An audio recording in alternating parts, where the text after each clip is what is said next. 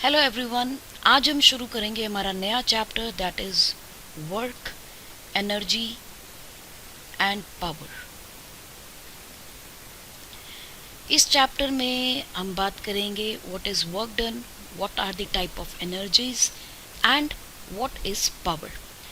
सो work done जब हम बात करेंगे तो हमें मालूम है ये सारी की सारी क्वांटिटीज, चाहे वर्क डन है, चाहे एनर्जी है, चाहे पावर है, ऑल आर स्केलर क्वांटिटीज। सारी की सारी स्केलर क्वांटिटीज़ हैं। और स्केलर क्वांटिटीज़ जब होती हैं तो हमें क्या चाहिए होता है? स्केलर प्रोडक्ट, जिसे हम और एक नाम से जानते हैं, that is called as dot product. Dot product of two vectors हम कैसे लिखते हैं?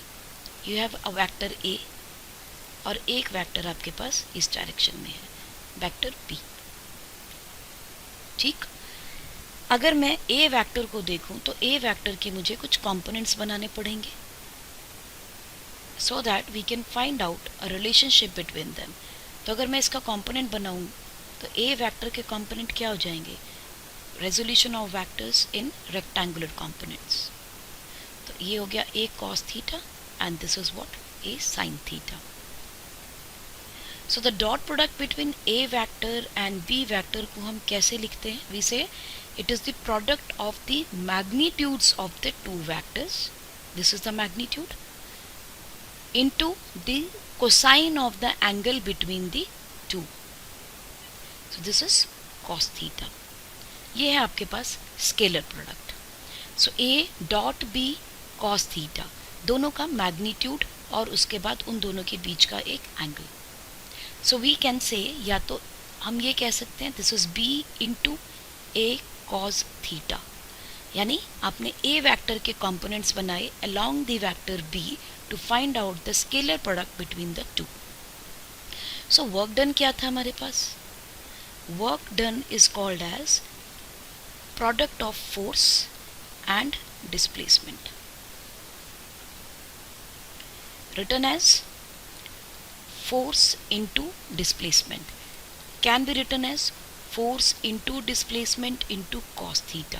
So you are finding out the work done between दो वेक्टर्स, यानी आपके पास एक फोर्स का वेक्टर है और एक आपके पास डिस्प्लेसमेंट का वेक्टर है। सिमिलरली अगर हम बात करें पावर की, तो पावर भी एक स्केलर क्वांटिटी है। What is power? Power is called as work done per unit time. So अगर हम इंस्टेंटेनियस वर्क देखें तो it is the power, instantaneous power is D W by D T. और अगर हम एवरेज देखें तो we can write it as delta W by delta T. So this is P average and this is instantaneous, right? So what is power? Power is equal to work done. Work done क्या था? F S upon time. तो total displacement upon time कितना हो गया? Velocity, f into v। So power can be given as a scalar product of v dot v, so can be written as v cos theta। So if theta is equal to 0 degree, so cos 0 degree will be equal to 1। So maximum power can be found along the direction of the vectors having collinear dimension, or the angle between the two vectors should be 0 degree। तो जब हम scalar product निकालने की बात करते हैं तो what does it mean? हमारे पास तीन डायमेंशंस हैं।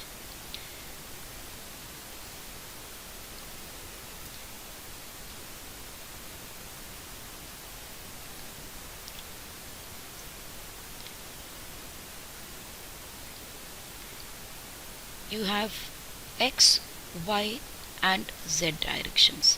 We all know that x direction is indicated by I cap, y direction by j cap and z direction as k cap। So what does it mean? इसका मतलब है कि force और velocity या force और displacement दोनों की direction same होनी चाहिए। अगर मैं यहाँ फोर्स का एक कंपोनेंट लूँ, that will be equal to F X I cap, F Y J cap and F Z K cap.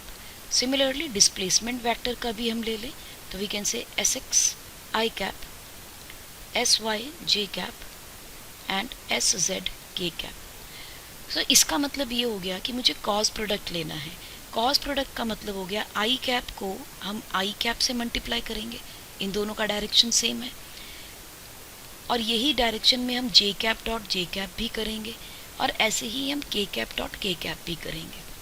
इसका मतलब क्या है, इन सब के बीच में एंगल 0 है। We can write this as 1 multiplied by 1 cos 0 degree, क्योंकि एक यूनिट वेक्टर का मैग्नीट्यूड कितना होता है 1। सो हमें सिर्फ मैग्नीट्यूड से मल्टीप्लाई करना है। So 1 into 1 cos 0 degree, value कितनी हो जाएगी only 1। Same J dot cap, J cap dot J cap का और के कैप डॉट के कैप का भी 1 हो जाएगा।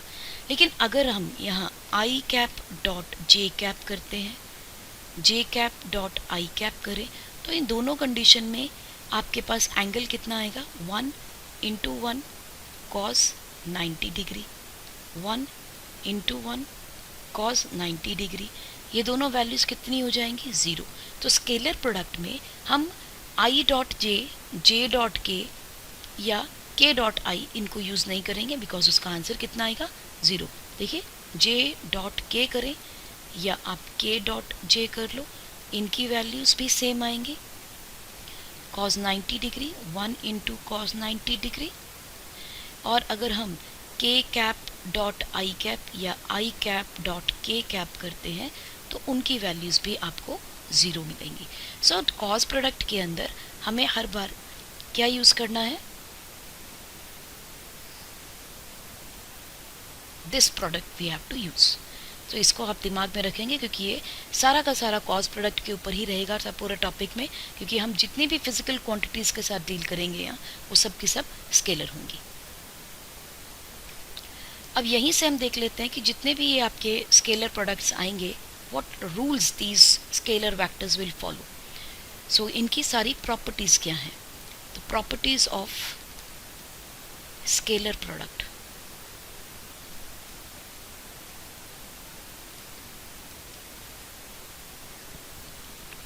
सो सबसे पहली प्रॉपर्टी हमारे पास स्केलर प्रोडक्ट की आती है, that they scalar product obeys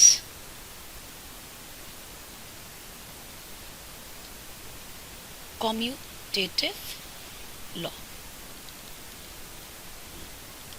What does it mean? इसका मतलब है आप a vector dot b vector करो या आप b vector dot a vector लिखें, एक ही बात है, क्योंकि स्केलर प्रोडक्ट है। स्केलर प्रोडक्ट में कोई चेंज नहीं मिलेगा। Second property is it dot product of vectors with itself gives square of vector। मतलब ये कि जब हम किसी भी वेक्टर का रिजल्टेंट फाइंड आउट करते हैं तो हम क्या लिखते हैं, R vector is equal to ए,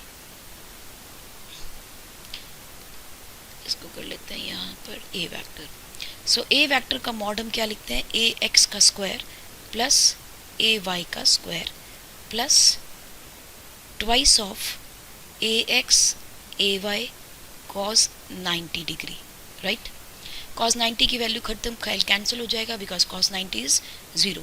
सो हमारे पास क्या आ जाता है, A vector is equal to A X का स्क्वायर प्लस ए वाई का स्क्वायर। तो अगर हम ये स्क्वायर रूट उठाएं तो we can write it as A square is equal to A X का स्क्वायर ए वाई का स्क्वायर। यानी ए स्क्वायर जो है वो एक मैग्नीट्यूड है, ओनली मैग्नीट्यूड। तो can I write as A dot A also, this is equal to A X का स्क्वायर प्लस ए वाई का स्क्वायर, एक ही बात है। तो इसका मतलब अब जब हम डॉट प्रोडक्ट लेते हैं तो वेक्टर को अपने आप से ही मल्टीप्लाई कर लेते हैं, वो उसका रिजल्टेंट देता है। So we can easily say that A vector dot A vector, A vector dot A vector is equal to A square cos 0 degree, correct, which comes out to be A का square. तो ये हमें क्या देगा, magnitude. Number 3, dot product of vector dot product of vectors perpendicular to each other is zero. ये हम पहले भी देख चुके हैं। क्यों ज़ीरो होगा? क्योंकि आपके पास एंगल कितना हो जाएगा 90 डिग्री एंड cos 90 की वैल्यू क्या हो जाती है ज़ीरो। सो अगर आप एक वेक्टर में परपेंडिकुलर एंगल हो A dot B vector which are perpendicular to each other, ये एक वेक्टर हो गया, ये एक वेक्टर हो गया, making an angle of 90 degree with each other, तो इन दोनों का स्केलर प्रोडक्ट कितना आएगा आपके पास A B cos 90 degree which is equal to zero. Next property है आपके पास product of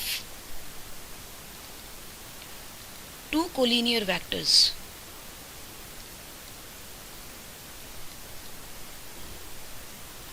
is equal to the product of their magnitudes।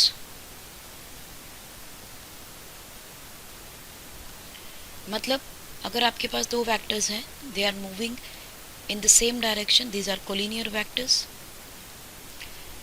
These collinear vectors, they will have the angle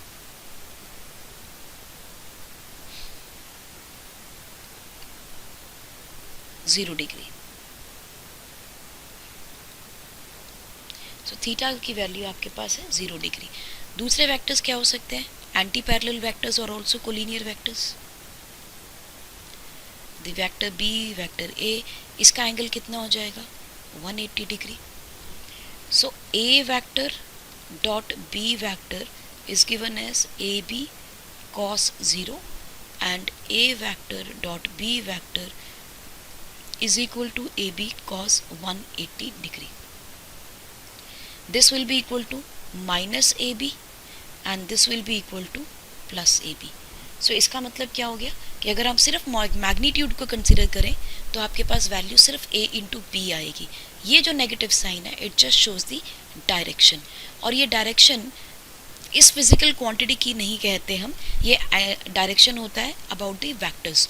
तो vectors जब opposite direction में है only then you get the negative sign. If they are both in the same direction तब आपके पास value positive रहेगी। So this is what the scalar product. Next property of scalar product is dot product और the scalar product obeys the distributive law।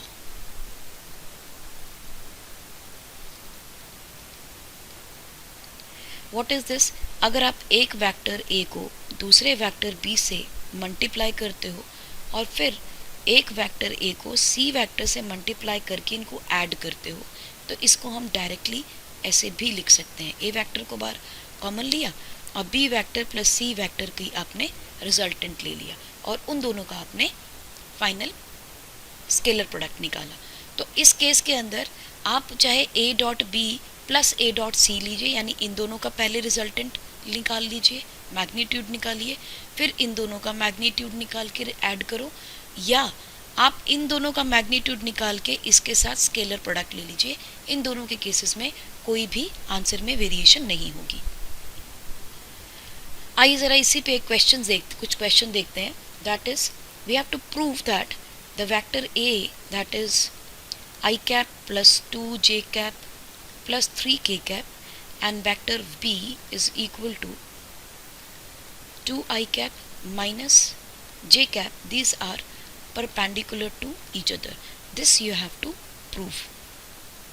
ये दोनों vectors perpendicular हैं, तो हमें क्या करना है, हमें फाइंड आउट करना है इन दोनों के बीच का एंगल। अगर एंगल निकल जाए तो मेरा काम हो जाएगा। We can say A vector dot B vector is equal to A B cos theta, और कॉस थीटा में फाइंड आउट करना है।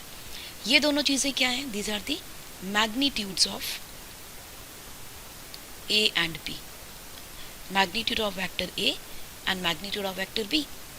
इसे कैसे लिखेंगे? We will write I cap plus 2j cap plus 3k cap having a dot product with 2I cap minus j cap, this should be equal to magnitude. तो अभी हमने बात की थी मैग्नीट्यूड निकालने का तरीका क्या है, एक वेक्टर को अपने आप से मल्टीप्लाई कर दिया जाए तो आपको क्या मिलेगा, a into A cos 0 which is equal to a का स्क्वायर। और हमें यही निकालना है। a का square can also be given as under root a x का स्क्वायर प्लस a y का स्क्वायर प्लस a z का स्क्वायर। तो हम यही वैल्यूज यहाँ सब्स्टिट्यूट कर लेंगे। वी हैव 1 प्लस 2 का स्क्वायर इज 4 प्लस 3 का square is 9, 9 and 1 10 and it comes out to be under root 14. This is what is the magnitude of A. Similarly हम find out कर लेंगे magnitude of B. So B vector dot B vector is equal to B cos 0, B square cos 0. So B square is equal to B X का square plus B Y का square plus B Z का square. कितनी आ जाएगा, you have 2 का square 4 plus minus 1 का square plus 0, you have 5 and B will be equal to under root 5। तो हमें मैग्नीट्यूड्स मिल गए, हमें वेक्टर्स मिल गए। अब एंगल फाइंड आउट कर लेंगे। वेक्टर प्रोडक्ट निकालने का क्या हमें करना है, हमने कहा था वेक्टर प्रोडक्ट निकालने के लिए आई को आई से मल्टीप्लाई कीजिए, जे को जे से मल्टीप्लाई कीजिए, के को के से मल्टीप्लाई कर दीजिए। तो हमने बस इसी चीज़ को यहाँ फॉलो कर लेना है। तो अपने मैग्नीट्यूड्स अलग से निकाल लिए हैं, आइए वेक्टर का भी यहाँ पर प्रोडक्ट निकाल लेते हैं। तो 2 into 1 2, I cap dot I cap की वैल्यू मैंने आपको बोला था हो जाएगी 1, तो आई कैप कैंसिल हो जाएगा यहाँ से। जे कैप के साथ क्या है 2 इंटू, जब कुछ नहीं लिखा हो तो 1 कंसीडर किया जाता है। सो 2 इंटू 1 -2, -2 का मतलब हो गया आपके पास आगे के कैप में कुछ भी नहीं है तो we can just say 0, so the total comes out to be 0।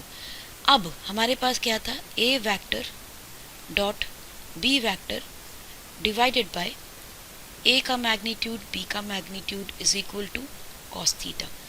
कितनी वैल्यू हो जाएगी, ए डॉट बी की वैल्यू आपके पास क्या है 0, this you have to substitute over here. A की वैल्यू क्या थी आपके पास अंडर रूट 14 और इसकी वैल्यू थी under root 5। Well 0 multiplied by anything is always 0।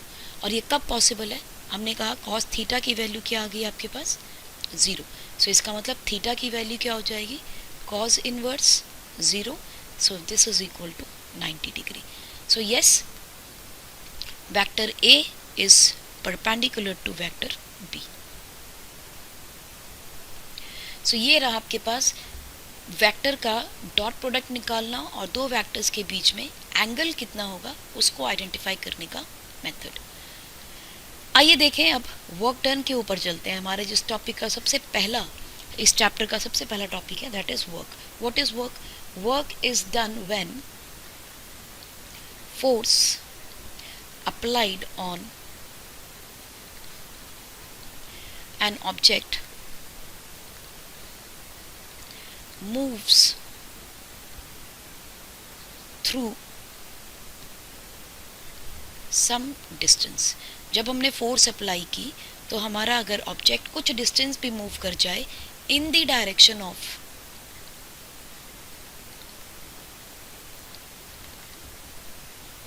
और अगेंस्ट द डायरेक्शन ऑफ, क्योंकि डिस्प्लेसमेंट है, डिस्प्लेसमेंट का क्या मतलब होता है, आपके पास उसकी वैल्यू नेगेटिव भी आ सकती है और पॉजिटिव भी आ सकती है, against the direction of force applied. तो वर्क डन तो कहीं भी हो सकता है। सो देखिए हमने कहा था work done is equal to F S cos 0 degree और work done can be said as F X cos 180 degree.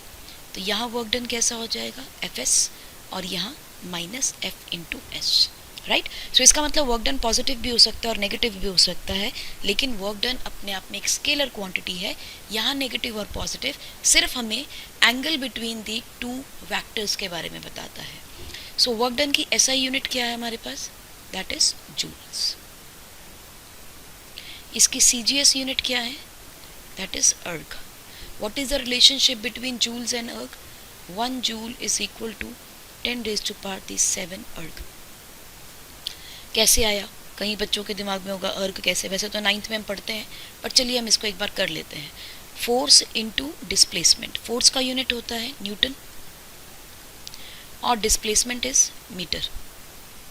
अगर सीजीएस में लिखना है तो न्यूटन को हम ऐसा लिख सकते हैं केजी मीटर पर सेकेंड स्क्वायर, और यहाँ पर आपके पास क्या है मीटर, तो इसको हम लिख सकते हैं केजी मीटर का स्क्वायर अपॉन सेंटीमीटर का square.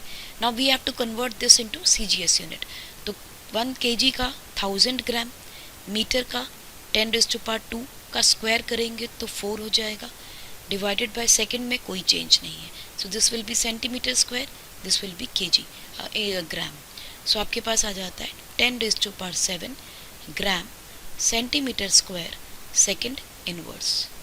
So this unit is called as erg, which is the CGS unit of work and of energy. So देखते हैं कि वर्क डन के लिए हमारे पास कंडीशंस क्या हैं। देखिए, अगर मेरे पास एक सरफेस है, इस सरफेस के ऊपर मैंने एक ऑब्जेक्ट को रखा, इस ऑब्जेक्ट के ऊपर एक फोर्स अप्लाई की गई, लेट अस से this is the force vector. अब ये जो फोर्स वेक्टर है इसके मुझे दो कंपोनेंट्स बनाने हैं, यानी रेक्टेंगुलर कंपोनेंट्स इसके बनानेंगे। तो रेक्टेंगुलर कंपोनेंट्स बनाने के लिए हमें क्या करना है, we have to find out one is X axis and other one is Y axis.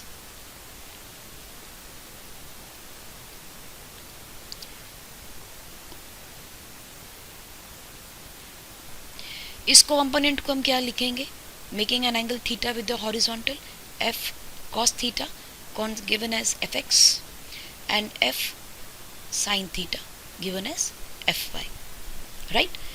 और ये ऑब्जेक्ट जब हमने इस सरफेस पे रखा तो इसके ऊपर जब फोर्स अप्लाई की गई तो ये ऑब्जेक्ट थोड़ा सा आगे मूव कर गया, लेट अस से it moves away at this place.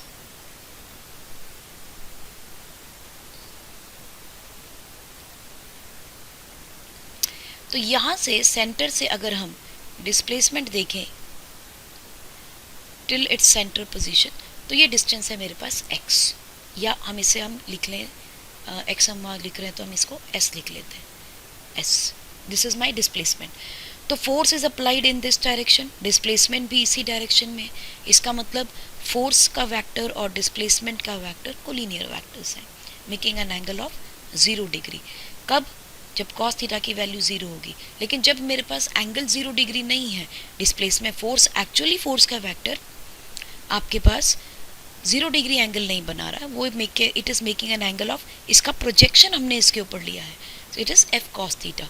So total work done कितना हो जाएगा, एफ डॉट एस, और हमने कहा एफ का कौन सा component, cos theta multiplied by S, so this is what is work done called as F S cos theta. तो हमें हर बार क्या करना है, हमें हॉरिजॉन्टल कंपोनेंट ऑफ वेक्टर लेना है।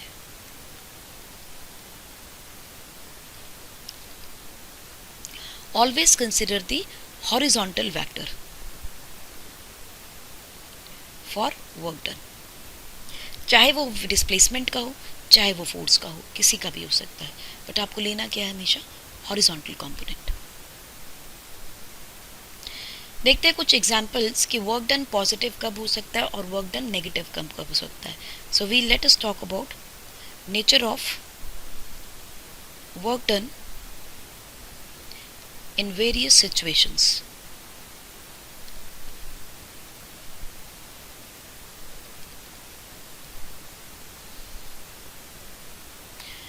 सो आपके पास वर्क डन की 3 कैटेगरीज पॉसिबल हैं, which are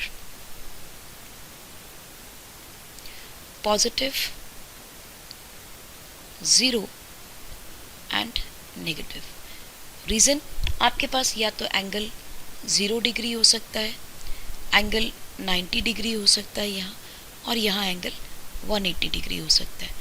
this is for maximum values, this is maximum, this is minimum and this is 0।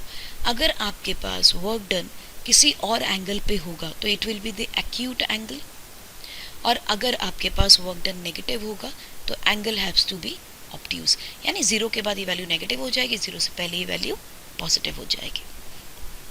Examples क्या है, एक तो हमने बोला एंगल 0 डिग्री पे चल रहा हो, यानी सबसे पहला एग्जाम्पल आप देख सकते हो फ्री फॉल। फ्री फॉल में क्या है, फोर्स अप्लाइड बाय ग्रेविटी किस डायरेक्शन में, डाउनवर्ड, फोर्स बाय ग्रेविटी। और ऑब्जेक्ट की डिस्प्लेसमेंट कैसी है, डाउनवर्ड, क्योंकि एच इज मूविंग डाउन। दोनों के बीच में एंगल कितना है, 0 degree. So work done by gravity क्या होगा, work done by gravity is positive. अगर हम देखें horse is going to pull cart, तो हॉर्स ने फोर्स कहाँ लगाई है, फॉरवर्ड डायरेक्शन में। ये अगर घोड़ा उसको खींचता है तो फोर्स किस डायरेक्शन में लगेगी, this component will be taken as F cos theta, and displacement भी इसी डायरेक्शन में है। तो आपके पास वर्क डन कैसा हो गया, पॉजिटिव। नेक्स्ट एग्जाम्पल में हम देखते हैं object when is pushed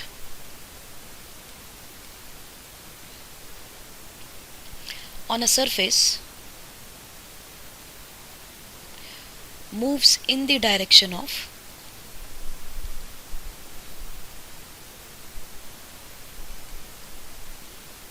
force applied। तो जब भी फोर्स अप्लाइड की डायरेक्शन में डिस्प्लेसमेंट हो तो वर्क डन हमेशा कैसा होगा, पॉजिटिव। लेकिन वर्क डन 0 कब है, जब फोर्स का वेक्टर और डिस्प्लेसमेंट का वेक्टर 90 डिग्री पे होगा। जैसे एक कुली है, he is carrying load on his head and walking on the platform,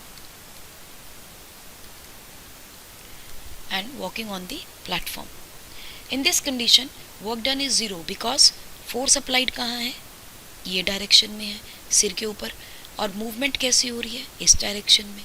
सो ये एंगल कितना हो गया, 90 डिग्री। सो उसको लगेगा उसने काम किया है, yes, in terms of finances हम कह सकते हैं कुली ने काम किया है, सामान लेके गया, उसको पैसे दे रहे हैं क्योंकि काम किया है। बट फिजिक्स के हिसाब से ही has done no work because force और डिस्प्लेसमेंट दोनों क्या एंगल पे हैं, 90 डिग्री। सिमिलरली अगर एक body is moving along a circular track, then work done by centripetal force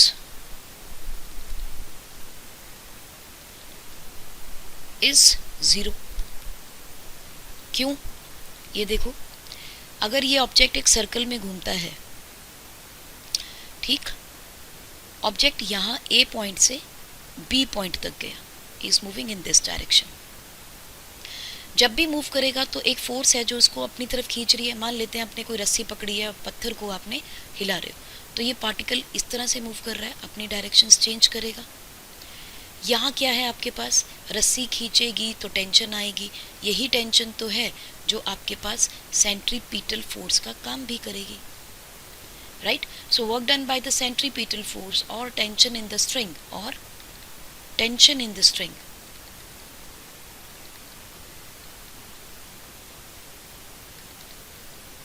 will be 0, right। Similarly अगर हम देखें, a person standing with a suitcase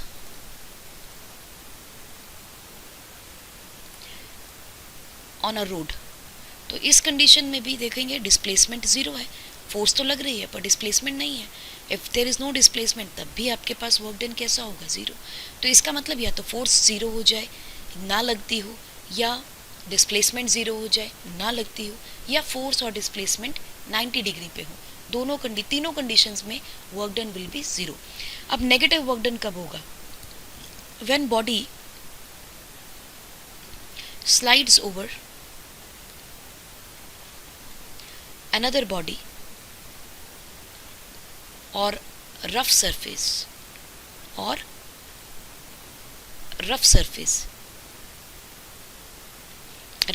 का मतलब फ्रिक्शन आ जाएगा। then work done by friction will be negative. क्यों, देखो ये आपके पास एक सरफेस है विच इज़ रफ, इसके ऊपर एक ऑब्जेक्ट है, आपने देखा कि ये ऑब्जेक्ट जो है it is moving in this direction. जब ऑब्जेक्ट इस डायरेक्शन में मूव कर रहा है तो friction is always in the opposite direction. तो ऑब्जेक्ट मूव करके कुछ टाइम के बाद यहाँ पहुँच गया, यानी देयर इज़ अ डिस्प्लेसमेंट. किस डायरेक्शन में है? इस डायरेक्शन में है डिस्प्लेसमेंट. तो फोर्स वेक्टर और displacement vector are making an angle of 180 degree. तो इसका मतलब फ्रिक्शनल फोर्स जो होगी वो हमेशा वर्क डन कैसा करेगी? नेगेटिव. की फ्रिक्शन तो हमेशा ही मोशन के ऑपोजिट डायरेक्शन में लगती है. So friction, work done by friction will always be negative. Number 2, मान लेते हैं there is a force of repulsion on two similarly charged particle. यानी दो पॉजिटिव भी हो सकते हैं और दो नेगेटिव भी हो सकते हैं. Similarly charged particle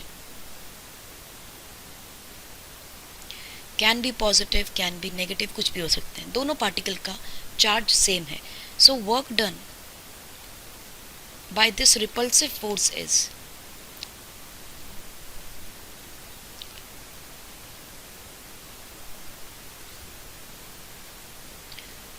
on another particle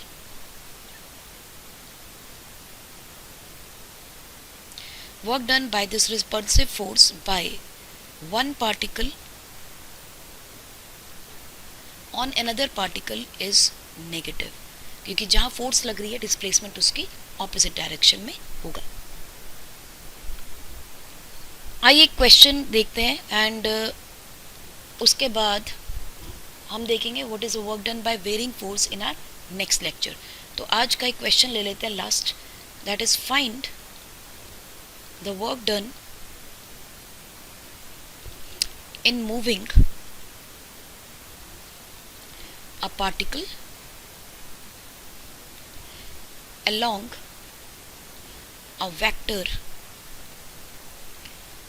x vector is equal to 3 I cap minus 4 j cap plus k cap if force applied is F is equal to I cap plus 2 j cap minus 3 k cap. Work done is equal to, एक बार try ज़रूर करिए, pause करके एक बार try कीजिए. So let us start. F vector dot X vector is equal to F X cos theta. अब theta को हम देखेंगे कि एंगल क्या है, दोनों वैक्टर्स एक ही डायरेक्शन में हैं. कैसे पता चला हमें? ये एक आई कैप हो गया, this is R J cap and this is के कैप. राइट. फोर्स के कंपोनेंट क्या दिए हैं? उसने बोला है for force this is 1, J cap में कितनी दी है वैल्यू 2 और यहाँ वैल्यू कितनी दी है -3. और अगर हम डिस्प्लेसमेंट को देखें तो x की वैल्यू यहाँ दी है 3, यहाँ दी है वैल्यू आपके पास -4 और यहाँ दिया है x की वैल्यू +1. ठीक.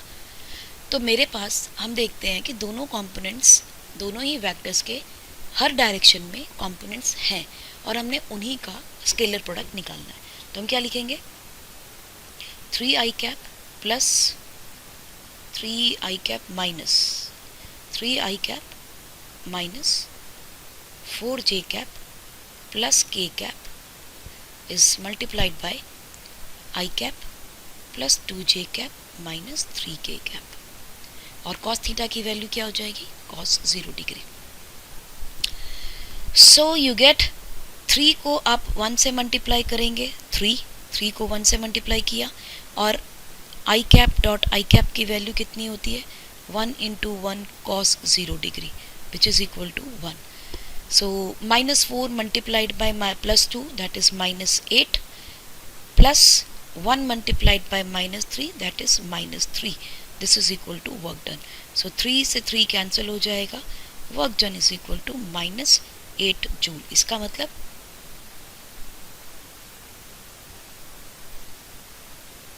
डिस्प्लेसमेंट का जब रिजल्टेंट देखेंगे तो उसका डायरेक्शन आपको ऑपोजिट मिलेगा. माइनस का वर्क डन का मतलब ही यही है, the resultant comes out to be in the opposite direction. चलिए work done by varying force भी यहीं कंप्लीट कर ही लेते हैं. Why to leave this single topic. Work done by a variable force. जहाँ भी चीज़ें वेरिएबल आ जाती हैं उनको क्लियर करने के लिए, उनको सॉल्व करने के लिए हमें किसकी ज़रूरत पड़ेगी? कैलकुलस की. Calculus means you need integration, you need differentiation. What does it mean? It says that when magnitude of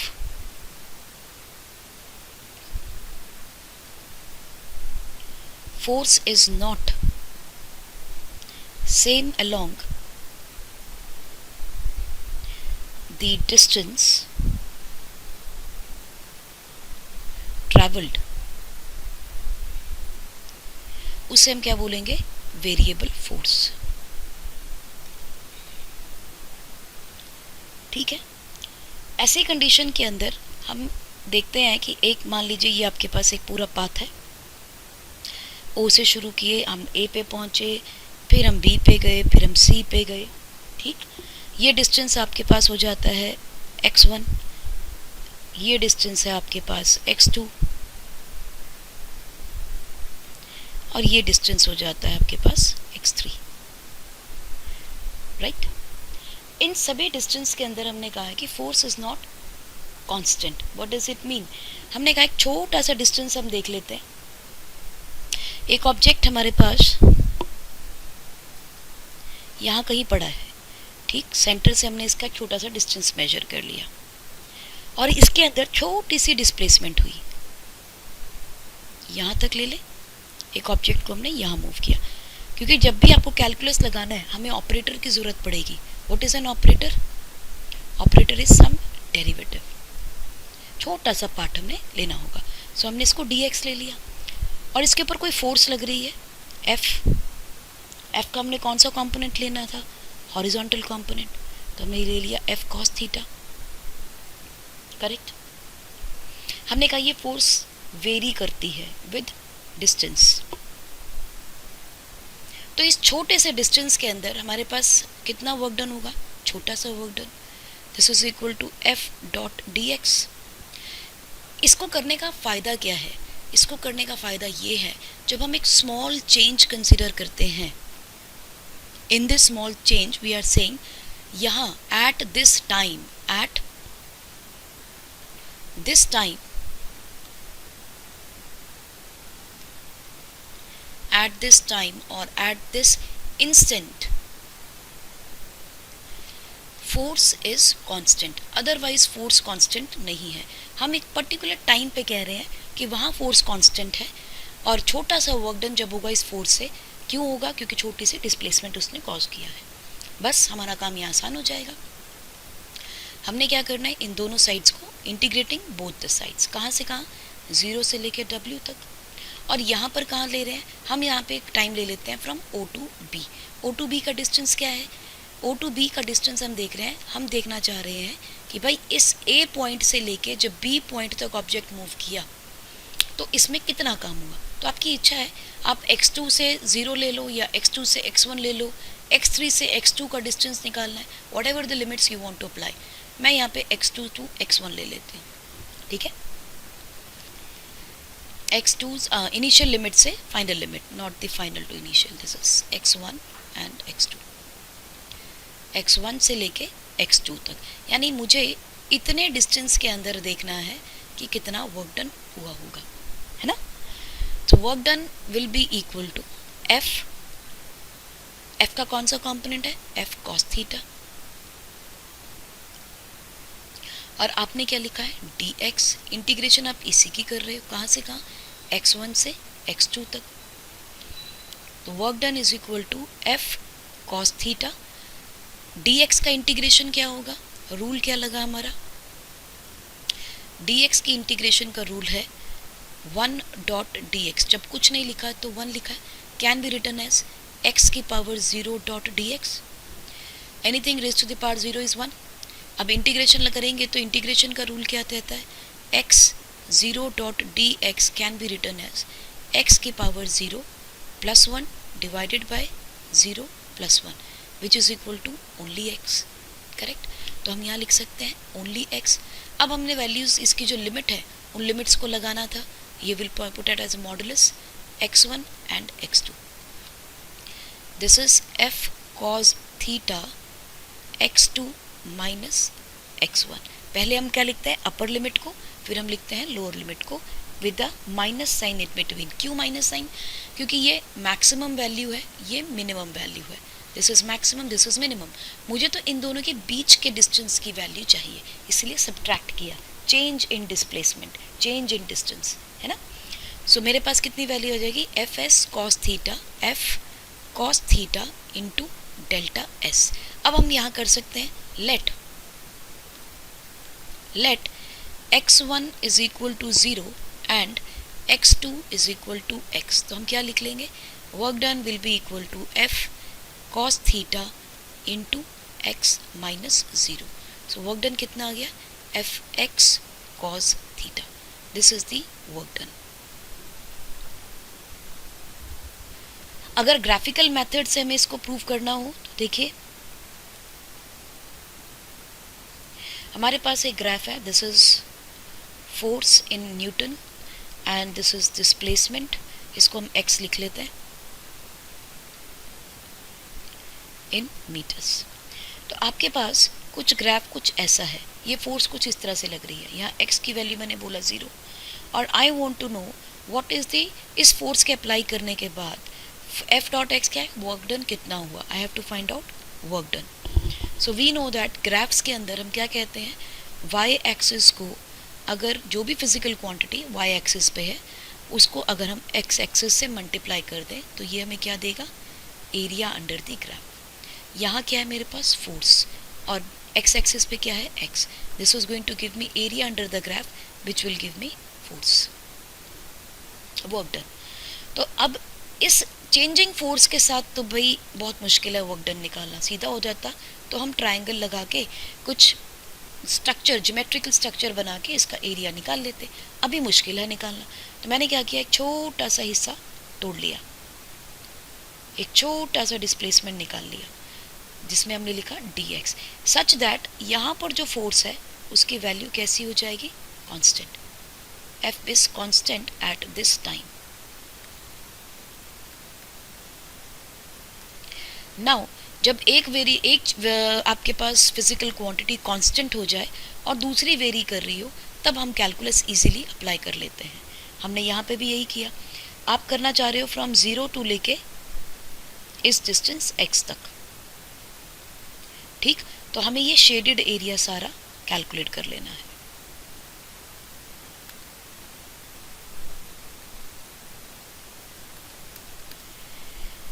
तो ये रहा आपका सारा का सारा शेडेड एरिया। इस पूरे शेडेड एरिया को आपको कैलकुलेट करना है। तो लिमिट कहाँ से लगाएंगे, this is my lower limit and this is the x is the upper limit, है ना। हम एरिया अंडर द ग्राफ निकाल लेंगे। अब एरिया अंडर द ग्राफ क्या होगा, इसको लेबल कर लें 0, इसको कर लिया, इसको a लिख लेते हैं, इसको b लिख लेते हैं, इसको c लिख लेते हैं। लेकिन आपको पता है कि डायरेक्टली तो कैलकुलेट नहीं होगा, तो मुझे क्या करना पड़ेगा, work done is equal to dw is equal to f dot dx। f constant हो गया हमारा, f dx की इंटीग्रेशन कर लेंगे, यहाँ dw की इंटीग्रेशन हो जाएगी 0 से लेकर w, क्योंकि जब x की वैल्यू 0 होती है तो वर्क डन 0 होता है, x की वैल्यू मैक्सिमम है तो वर्क डन मैक्सिमम होगा। यहाँ से यहाँ 0 टू x हो जाएगा। So this will come out to be f dot x, this is equal to work done. Again this is the area under the graph.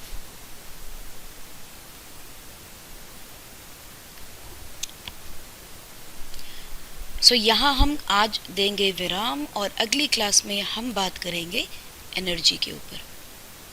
Energy भी work done ही है, इसकी भी SI यूनिट क्या है, joules, और हमने यहाँ बात किसकी करनी है, total mechanical energy, kinetic energy and potential energy के बारे में। तो इसके ऊपर बात करेंगे हम अपने नेक्स्ट लेक्चर में. Till then take care and have a wonderful day. Bye bye.